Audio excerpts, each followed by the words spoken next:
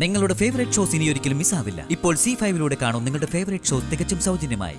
ശ്രീമന്ത പൂജയ്ക്കുള്ള ഒരുക്കങ്ങളെല്ലാം പൂർത്തിയാക്കി. പക്ഷേ സീമന്തിനി എവിടെ? സീമന്തിനി ഹസ്ബൻഡും കൂടെ ഇപ്പൊ വരുവച്ചാ.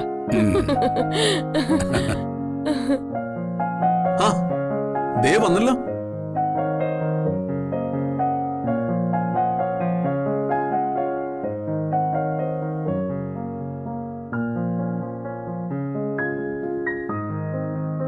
നോക്ക്, ലോകത്ത് ഇതുപോലുള്ള സൗഭാഗ്യം വേറെ ഏത് പെണ്ണിനാ കിട്ടുക? പുണ്യം ചെയ്ത പെണ്ണാ മൈഥിലി.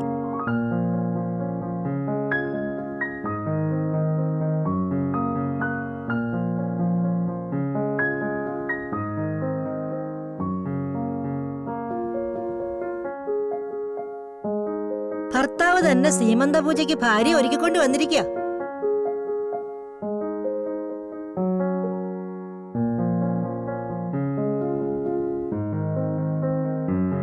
മുജ്ജന്മ സുഹൃതം തന്നെ. എന്നാ പിന്നെ ചടങ്ങുകൾ തുടങ്ങട്ടെ. മാലതി ഒന്ന് മാറിക്കേ. വാ വാ മോളെ.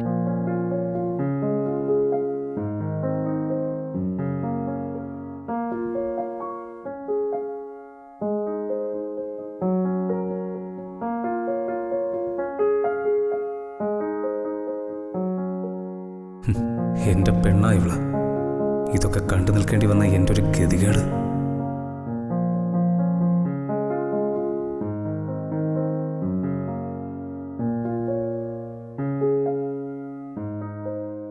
എന്റെ വൈശാഖിനൊപ്പം എനിക്ക് എന്നാ ജീവിക്കാൻ പറ്റാം?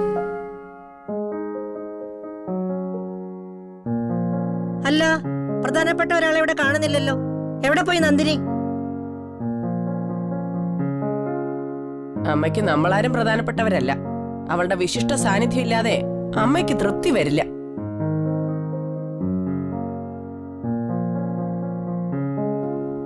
അത്രയും പ്രധാനപ്പെട്ടവളാണെന്ന് വരുത്തി തീർക്കാൻ ആദ്യമൊക്കെ രാജസദസ്സിൽ ഹാജരാകാതെ മറിഞ്ഞു നിൽക്കും.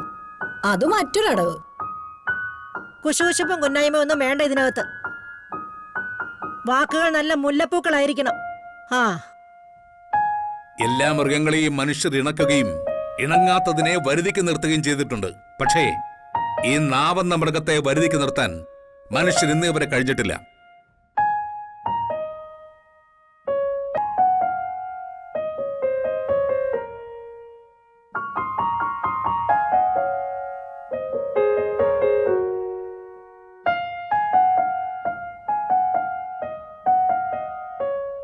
ഇന്നെങ്കിലും ഇത്തിരി ആഭരണങ്ങൾ അണിഞ്ഞ് നീ ഒരുങ്ങിയല്ലോ.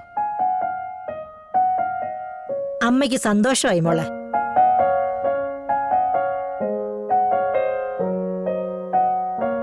എങ്ങനെ ഒരുങ്ങാതിരിക്കും? അവിടെ വളർത്തുപുത്രന്റെ ഭാര്യയുടെ സീമന്ത പൂജയല്ലേ? ഓ, അങ്ങനൊരു കാര്യമുണ്ടല്ലോ.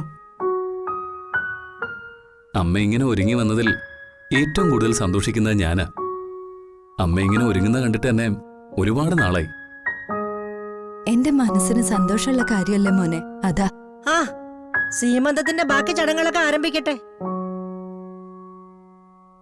ഡൗൺലോഡ് ചെയ്യൂ C5 ആപ്പ്. കാണൂ എല്ലാ എപ്പിസോഡുകളും സൗജന്യമായി.